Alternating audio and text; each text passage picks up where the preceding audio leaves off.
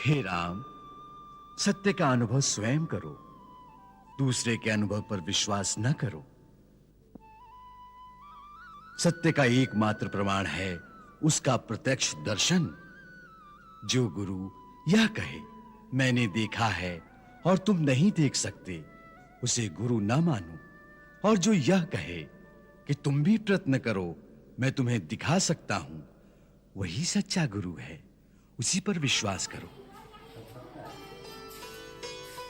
अज्ञानी उस मूर्ख की भांति है जो सोने से भरे हुए संदूक पर बैठकर भीख मांग रहा है। जब कोई गुरु मिलता है तो वह उसी का संदूक खोलकर उसे दिखा देता है, वही ज्ञान है। आत्मा आकाश में उड़ता हुआ एक पंछी है। जैसे आकाश की ऊंचाई से धरती के ऊंचे ऊंचे पहाड़ भी बहुत छोटे दिखाई देते हैं, उसी प्रकार आत्मा की ऊंचाई से जीवन को देखा जाए तो जिन बातों को प्राणी बहुत बड़ा समझता है वो बहुत गौड़ हो जाती है। आत्मा जितनी ऊंचाई पर होगी उतनी ही दूर तक पीछे और आगे की धरती दिखाई देगी। ऊंचाई से आप देख सकते हैं कि इस कठिन पहाड़ के उस पार एक सुंदर झील भी है। इसी को त्रिकाल दर्शन कहते हैं। भगवान, वेद और श्रुति के अनुसार सबसे बड़ा धर्म क्या है और सबसे बड़ा दुष्कर्म क्या है? सबसे बड़ा धर्म है अहिंसा, अहिंसा परमो धर्म, और सबसे बड़ा दुष्कर्म है पराई निंदा। गुरुवर, सबसे बड़ा दुख किसमें है और सबसे बड़ा सुख किसमें मिलता है? दरिद्रता ही सबसे बड़ा दुख है। सुख का अर्थ है जहां कोई अशांति ना रहे। सो सबसे बड़ा सुख संत मिलन में है। जैसे गंगा जल से शरीर अंदर और बाहर से पवित्र होता है, उसी प्रकार संतों का मिलन मन और आत्मा को सुख पहुंचाता है और शांति देता है। महाराज, संत और असंत के क्या लक्षण हैं? संत और असंत की बड़ी सहज ही निशानी है। संत दूसरों की भलाई के लिए दुख सहते हैं और असंत दूसरों के विनाश के लिए दुख सहते हैं। जो संत को दुख देता है वो उसका भी भला करता है, जैसे चंदन का वृक्ष। जो कुल्हाड़ा उसे काटता है, चंदन उसे भी अपनी सुगंधी दे देता है।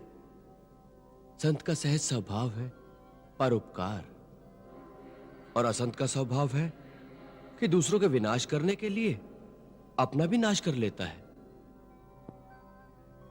प्रभु, भक्ति और ज्ञान में क्या अंतर है? ज्ञान एक दीपक की भांति है, भक्ति एक मणि की भांति। दोनों में ज्योति है। दोनों को जहां रख दो अंधकार दूर हो जाता है। चारों ओर प्रकाश ही प्रकाश फैल जाता है।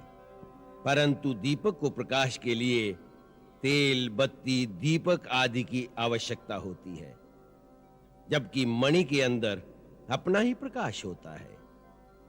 काम, क्रोध, लोभ, मोह आदि की तेज हवा से दीपक की लौ डोल सकती है, कभी बुझ भी जाती है, परंतु लोभ और मोह माया की आंधियों से मणि का प्रकाश कभी नहीं बुझ सकता।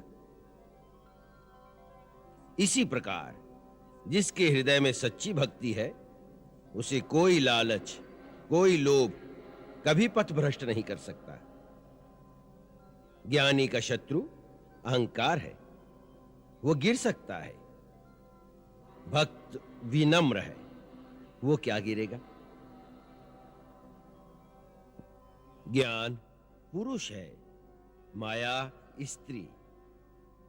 ज्ञान माया पर मोहित हो सकता है, तभी उसका पतन होता है। परंतु स्त्री स्त्री पर मोहित नहीं होती। इसीलिए भक्ति पर माया का कोई प्रभाव नहीं पड़ता। भगवान भक्त और ज्ञानी के साथ कैसा बर्ताव करते हैं? जैसे माँ एक छोटे बालक और युवा पुत्र से करती है। छोटा बच्चा यदि आग या सांप को पकड़ने जाए तो मां तिलमिला उठती है, भागकर उसकी रक्षा करती है। परंतु जब पुत्र प्रौढ़ हो जाए, बड़ा हो जाए, तो वो समझता है कि वो स्वयं अपनी रक्षा कर सकता है, सो उसका उत्तरदायित्व मां पर नहीं रहता। उसी प्रकार भगवान भी भक्त की एक छोटे अनजान बालक की भांति स्वयं रक्षा करते हैं और ज्ञानी के साथ एक प्रौढ़ पुत्र की भांति बर्ताव करते हैं।